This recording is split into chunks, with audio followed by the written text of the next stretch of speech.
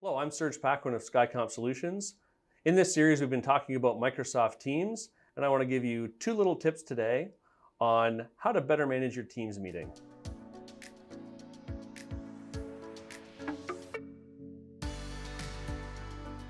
Everybody's been in that meeting where somebody's left their mic open.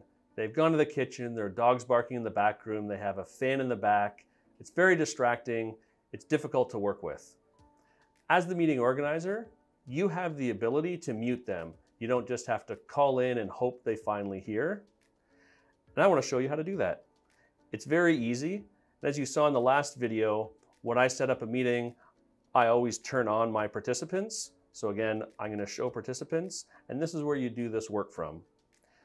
So I have Biggs here. He's left his mic open. There's a lot of background noise, and it's causing a distraction. If I highlight his name and there's the three little dots, I can highlight that and select Mute Participant.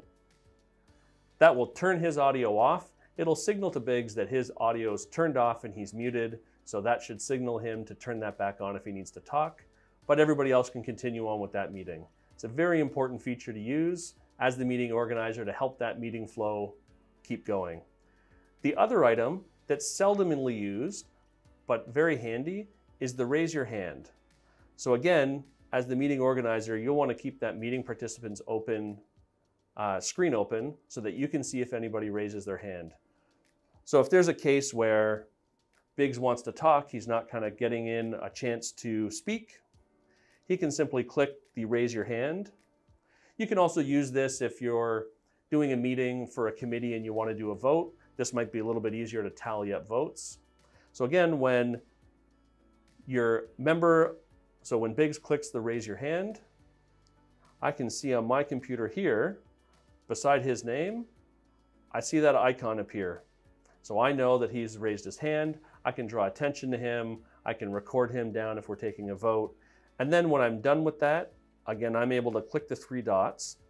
And since he's raised his hand, I have a new option here called lower hand. So I can click that when I've addressed, and that will lower his hand. It'll turn off the icon on his screen, and he'll be able to raise his hand at a later date. These are two little tips to help make you a pro at hosting Microsoft Teams meetings. I hope this was helpful, and please check out our YouTube channel or website for more helpful tips like this.